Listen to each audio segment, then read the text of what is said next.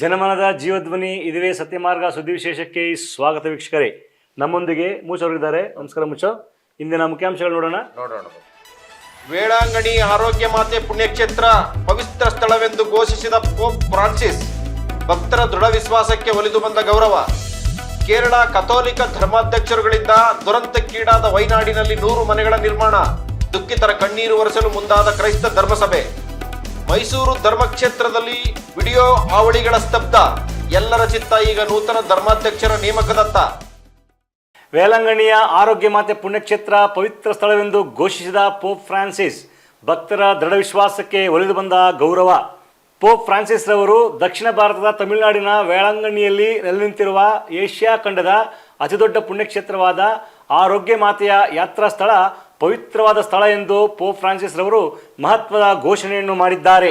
ಹಾಗೂ ಆ ಪುಣ್ಯಕ್ಷೇತ್ರಕ್ಕೆ ಭೇಟಿ ನೀಡುವ ಭಕ್ತಾದಿಗಳಿಗೆ ತಮ್ಮ ಪ್ರೇಷಿತೋತ್ತರ ಆಶೀರ್ವಾದಗಳು ನೀಡಿದ್ದಾರೆ.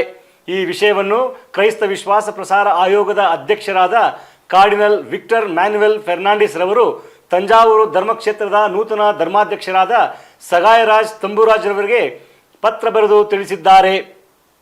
ಮುಂದಿನ ತಿಂಗಳು ಸೆಪ್ಟೆಂಬರ್ 8ರಂದು ಮಾತೆ ಮರಿಯಮ್ಮನವರ ಜಯಂತಿಯನ್ನು ಆಚರಿಸಿರುವ ಈ ಸಂದರ್ಭಕ್ಕನುಗುಣವಾಗಿ ಪುಣ್ಯಕ್ಷೇತ್ರಕ್ಕೆ ಪೋಪ್ ಫ್ರಾನ್ಸಿಸ್ ರವರು ಪವಿತ್ರ ಸ್ಥಾನವನ್ನು ನೀಡಿ ಆದೇಶ ಹೊರಡಿಸಿರುವುದು ನೂರಾರು ವರ್ಷಗಳಿಂದ ಭಕ್ತಾದಿಗಳು ಪುಣ್ಯಕ್ಷೇತ್ರದ ಮೇಲಿಟ್ಟಿದ್ದ ವಿಶ್ವಾಸಕ್ಕೆ ಒಲಿದು ಬಂದ ಗೌರವ ಇದಾಗಿದೆ.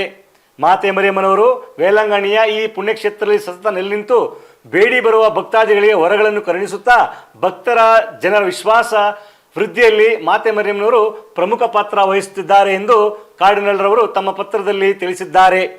ತಂಜಾವೂರಿನ ಪ್ರವಾಸೋದ್ಯಮ ಇಲಾಖೆಯ ಅಂಕಿ ಅಂಶಗಳ ಪ್ರಕಾರ ಭಾರತ ಹಾಗೂ ವಿದೇಶಗಳಿಂದ ಪ್ರತಿ ವರ್ಷ ಸುಮಾರು 2 ಕೋಟಿ ಭಕ್ತಾದಿಗಳು ಈ ಪುಣ್ಯಕ್ಷೇತ್ರಕ್ಕೆ ಭೇಟಿ ನೀಡುತ್ತಾರೆ.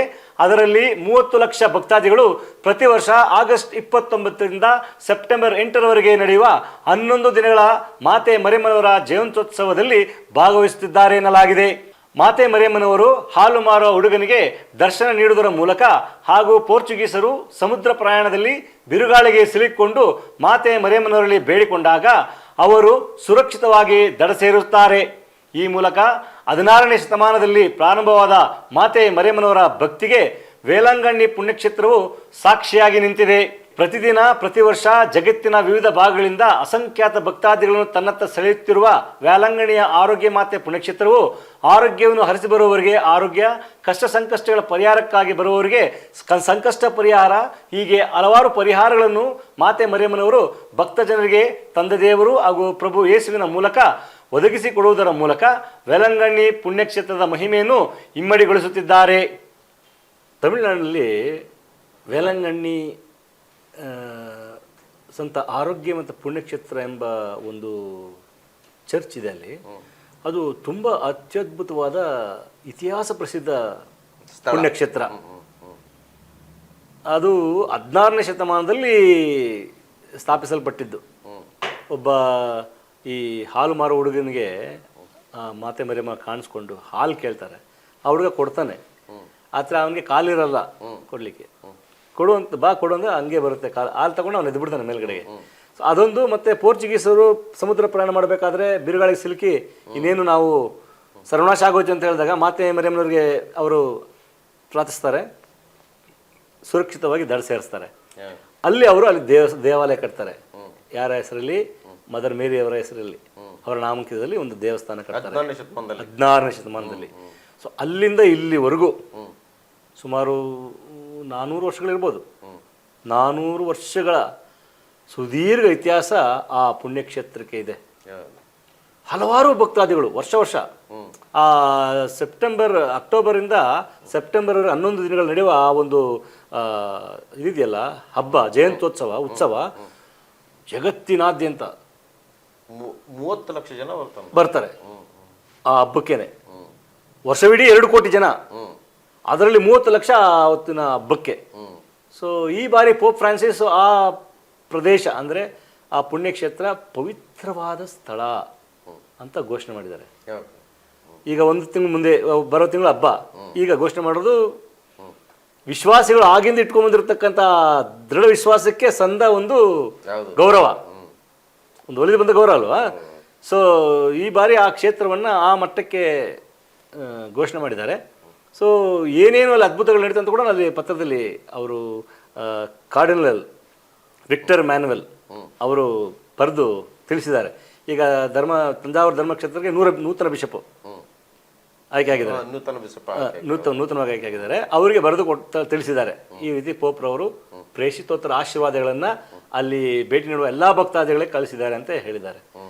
ಸೊ ಈ ಬಾರಿ ಹಬ್ಬ ತುಂಬ ಅತ್ಯದ್ಭುತವಾಗಿ ಜರುಗಬಹುದು, ಹೆಚ್ಚಿನ ವಿಶ್ವಾಸಗಳು ಸೇರಬಹುದು.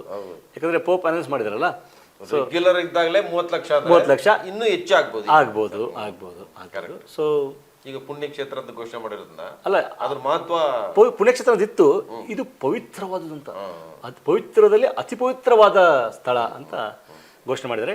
ಆಯಿತು, ಜನರ ವಿಶ್ವಾಸಕ್ಕೆ ಸಂದ ಗೌರವ ಇದು. ಆದರೆ ಪ್ರತಿಯೊಂದು ಕ್ರೈಸ್ತ ಕುಟುಂಬದಲ್ಲಿ ಒಂದು ಪ್ರತೀತಿ ಇದೆ, ವರ್ಷದಲ್ಲಿ ಒಮ್ಮೆಯಾದರೂ ವೇಲಂಗಣ್ಣಿ ಪುಣ್ಯಕ್ಷೇತ್ರಕ್ಕೆ ಭೇಟಿ ನೀಡಬೇಕು ಅಂತ ಒಂದು ಪ್ರತೀತಿ ಇದೆ. ಅದನ್ನು ಪಾಲನೆ ಮಾಡ್ತಾ ಬರ್ತಾ ಇದ್ದಾರೆ. ಸೊ ಹಾಗಾಗಿ ಆ ಭಕ್ತಿಯ ಆ ಒಂದು ಸೆಲೆ ಇನ್ನು ಮುಂದುವರೆಯಲಿ, ಆ ಭಕ್ತರಿಗೆ ಮಾತೆ ಮನೆಯಿಂದ ಬರಬೇಕಾದ ಆ ಒಂದು ಅನುಗ್ರಹಗಳು ದೊರಕಲಿ ಅಂತ ಹೇಳ್ತಾ ಮುಂದಿರೋಣ. ಕೇರಳ ಕಥೋಲಿಕ ಧರ್ಮಾಧ್ಯಕ್ಷಗಳಿಂದ ದುರಂತಕ್ಕೀಡಾದ ವಯನಾಡಿನಲ್ಲಿ 100 ಮನೆಗಳ ನಿರ್ಮಾಣ, ದುಃಖಿತರ ಕಣ್ಣೀರು ಒರೆಸಲು ಮುಂದಾದ ಕ್ರೈಸ್ತ ಧರ್ಮಸಭೆ. ಭೀಕರ ಭೂಕುಸಿತಕ್ಕೆ ಸಿಲುಕಿ ನಲುಗಿರುವ ಕೇರಳ ರಾಜ್ಯದ ವಯನಾಡು ಜಿಲ್ಲೆಯಲ್ಲಿ ಕೇರಳ ಕಥೋಲಿಕ ಧರ್ಮಾಧ್ಯಕ್ಷರ ಒಕ್ಕೂಟವು 100 ಮನೆಗಳು ನಿರ್ಮಿಸಲು ನಿರ್ಧರಿಸಿ ದುಃಖಿತರ ಕಣ್ಣೀರು ಒರೆಸಲು ಮುಂದಾಗಿದೆ. ದಿನಾಂಕ 6/8/2024 ತಮ್ಮ ನಿರ್ಧಾರವನ್ನು ಪ್ರಕಟಿಸಿರುವ ಕೇರಳ ಧರ್ಮಾಧ್ಯಕ್ಷರುಗಳು ಕೇರಳ ಸರ್ಕಾರವು ವಯನಾಡಿನಲ್ಲಿ ನೀಡುವ ಜಾಗದಲ್ಲಿ ಮನೆಗಳನ್ನು ನಿರ್ಮಿಸಲಾಗುವುದೆಂದಿದ್ದಾರೆ. ಜುಲೈ 30 ವಯನಾಡನ್ನು ದುರಂತಕ್ಕೀಡು ಮಾಡಿದ ಭೂಕುಸಿತವು ಹಲವು ಗ್ರಾಮಗಳನ್ನು ನಿರ್ನಾಮ ಮಾಡಿ 400ಕ್ಕೂ ಹೆಚ್ಚು ಜನರನ್ನು ಬಲಿ ತೆಗೆದುಕೊಂಡಿದ್ದನ್ನು ನಾವಿಲ್ಲಿ ಸ್ಮರಿಸಬಹುದಾಗಿದೆ. ಕೇರಳ ಪ್ರಾಂತೀಯ ಧರ್ಮಾಧ್ಯಕ್ಷಗಳ ಒಕ್ಕೂಟದ ಅಂಗಸಂಸ್ಥೆಗಳಾದ ಸಿರೋ ಮಲಬಾರ್ ಧರ್ಮಸಭೆ, ಸಿರೋ ಮಲಂಕರ ಧರ್ಮಸಭೆ ಹಾಗೂ ರೋಮನ್ ಕಥೋಲಿಕ ಧರ್ಮಸಭೆ ಒಟ್ಟುಗೂಡಿ ದುರಂತದಲ್ಲಿ ಮನೆ ಕಳೆದುಕೊಂಡವರಿಗೆ ಮನೆ ನಿರ್ಮಿಸಿಕೊಡಲು ಮುಂದಾಗಿದೆ. ಮನೆಗಳು ನಿರ್ಮಾಣಗೊಂಡ ಮೇಲೆ ಆ ಮನೆಗಳಿಗೆ ಬೇಕಾದ ಎಲ್ಲ ಗೃಹೋಪಯೋಗಿ ವಸ್ತುಗಳು ಹಾಗೂ ದವಸ ಧಾನ್ಯಗಳನ್ನು ವಿತರಿಸಲಾಗುತ್ತದೆ ಎಂದು ಕೇರಳ ಕಥೋಲಿಕ ಧರ್ಮಾಧ್ಯಕ್ಷಗಳ ಒಕ್ಕೂಟದ ವಾಕ್ತಾರರಾದ 1ನೇ ಸ್ವಾಮಿ ಜೇಕಬ್ ಜಿ ಪಾಲಕಪಲ್ಲಿ ತಿಳಿಸಿದ್ದಾರೆ. ಹಾಗೂ ದುರಂತದಿಂದ ಬದುಕುಳಿದು ಆಘಾತಕ್ಕೊಳಗಾಗಿ ಪರಿಹಾರ ಕೇಂದ್ರಗಳಲ್ಲಿರುವ ನಿರಾಶ್ರಿತರನ್ನು ವಿವಿಧ ಧರ್ಮ ಕೇಂದ್ರಗಳ ತಂಡಗಳು ಆರೈಕೆ ಮಾಡುತ್ತಿವೆ ಎಂದು ಗುರುಗಳು ತಿಳಿಸಿದ್ದಾರೆ. ಗುರುತಿಸಲಾಗದ ಮೃತದೇಹಗಳು ಹಾಗೂ ದೇಹದಿಂದ ವಿಚ್ಛೇದನಗೊಂಡ ಭಾಗಗಳನ್ನು ಒಟ್ಟುಗೂಡಿಸಿ ಸಾಮೂಹಿಕವಾಗಿ ಸಮಾಧಿ ಮಾಡುವಾಗ ವಿವಿಧ ಧರ್ಮಗಳ ಧಾರ್ಮಿಕ ಮುಖಂಡರುಗಳು ಬಹಳ ದುಃಖ ಹಾಗೂ ನೋವಿನಿಂದ ಅಂತಿಮ ಸಂಸ್ಕಾರಗಳನ್ನು ನೆರವೇರಿಸಿದ್ದಾರೆ. ದುರಂತಕ್ಕೀಡಾದ ಗ್ರಾಮಗಳಲ್ಲಿ ಹಿಂದೂ, ಮುಸ್ಲಿಂ ಹಾಗೂ ಕ್ರೈಸ್ತ ಸಮುದಾಯದ ಎಲ್ಲ ಜನರು ವಾಸವಿದ್ದಾರೆನ್ನಲಾಗಿದೆ. 3 ಸಮುದಾಯದ ಧಾರ್ಮಿಕ ನಾಯಕರುಗಳು ಒಟ್ಟುಗೂಡಿ ಮೃತರ ಆತ್ಮಗಳ ಶಾಂತಿಗಾಗಿ ಪ್ರಾರ್ಥಿಸಿದ್ದಾರೆ. ಇದು ಮಾನವತೆಗಿಡಿದ ಕನ್ನಡಿಯಾಗಿದೆ ಎಂದು ಹೇಳಲಾಗುತ್ತಿದೆ. ಭಾರತದ ಪ್ರಧಾನಮಂತ್ರಿಗಳಾದ ಮೋದಿರವರು ಬಾಧಿತ ಪ್ರದೇಶಗಳಿಗೆ ಭೇಟಿ ನೀಡಿ ಪರಿಶೀಲಿಸಿ ಪರಿಹಾರ ಕಾರ್ಯಕ್ಕೆ ಬೇಕಾದ ಎಲ್ಲ ನೆರವನ್ನು ಕೇಂದ್ರ ಸರ್ಕಾರ ನೀಡುತ್ತದೆಂದು ಭರವಸೆ ನೀಡಿದ್ದಾರೆ.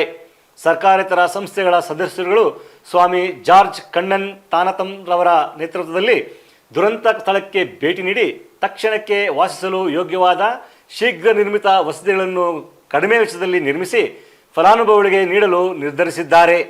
ಚಿತ್ರರಂಗದ ಹಲವು ಗಣ್ಯರು ಪರಿಹಾರ ಕಾರ್ಯಕ್ಕಾಗಿ ಧಾರಾಳವಾಗಿ ದೇಣಿಗೆಯನ್ನು ನೀಡುತ್ತಿದ್ದಾರೆ. ಕೇರಳದ ವಯನಾಡು ಜಿಲ್ಲೆಯಲ್ಲಿ ಆಗಿರ್ತಕ್ಕಂಥ ಭೀಕರ ಭೂಕುಸಿತಕ್ಕೆ ಹಲವಾರು ಜನ ಬಲಿಯಾಗಿದ್ದಾರೆ.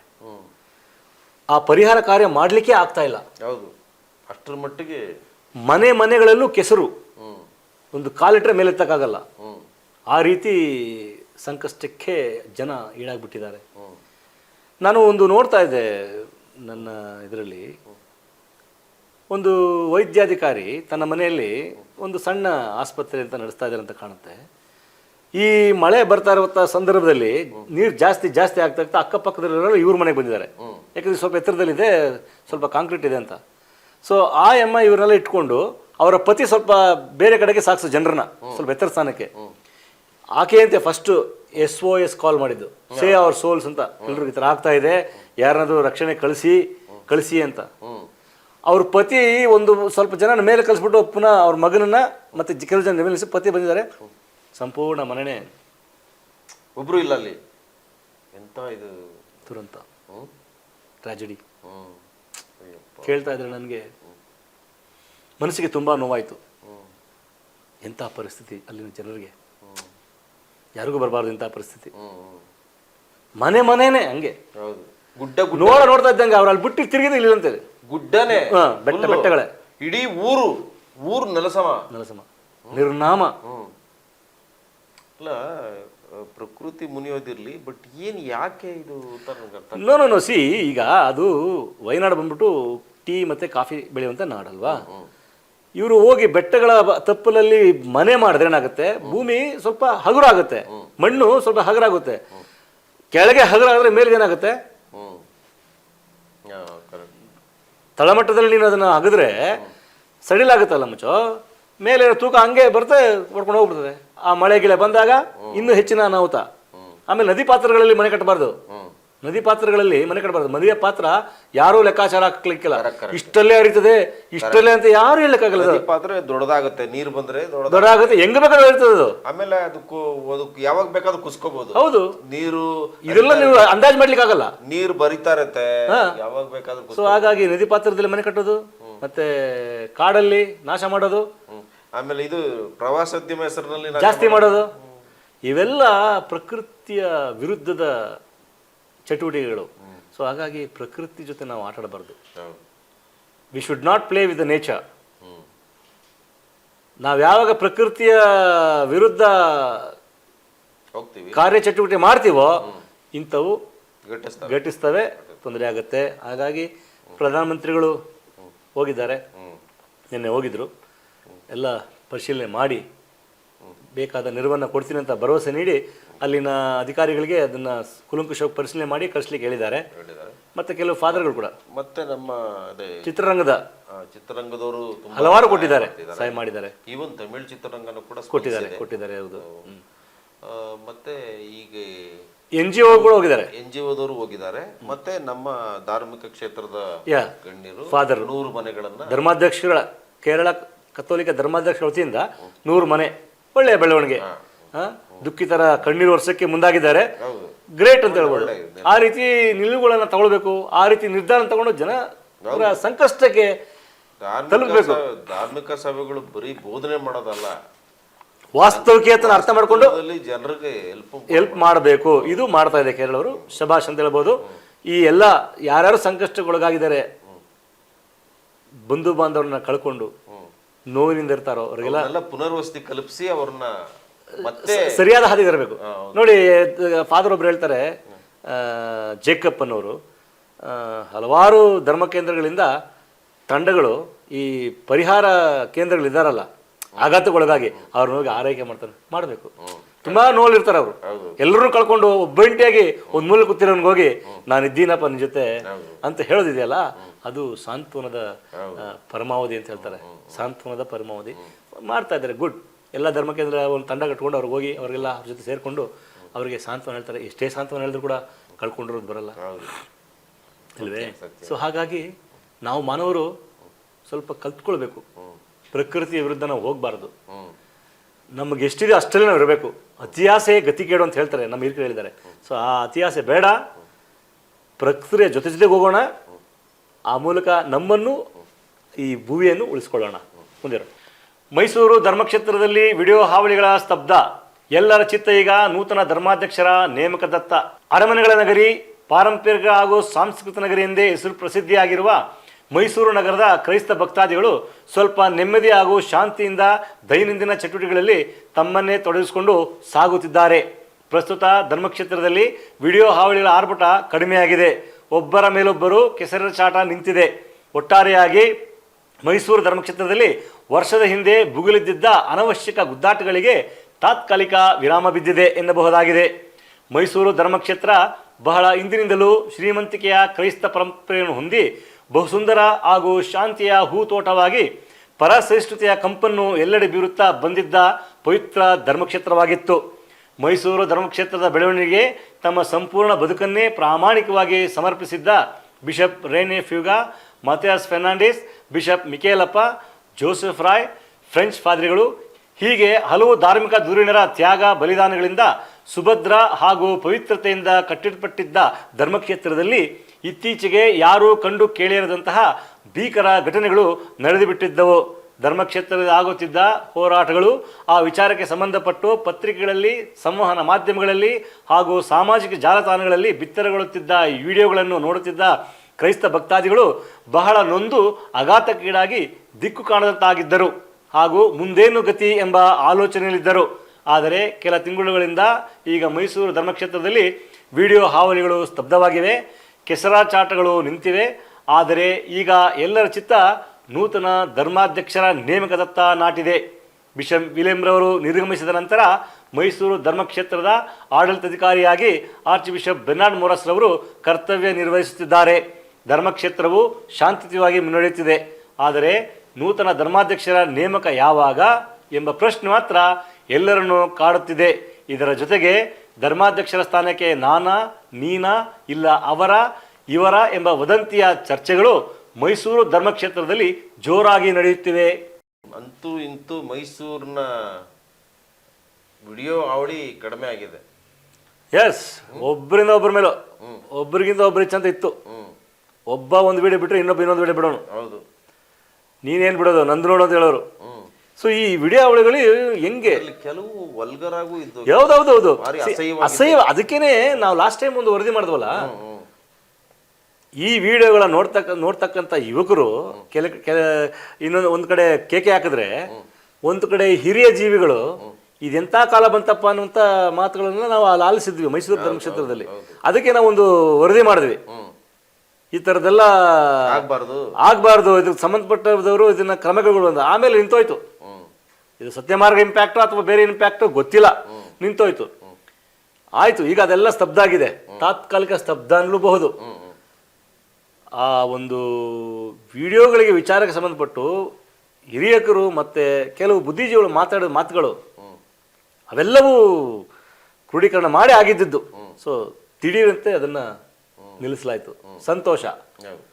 ಈಗ ಮೈಸೂರು ಧರ್ಮಕ್ಷೇತ್ರ ಶಾಂತವಾಗಿ ಹೋಗ್ತಾ ಇದೆ.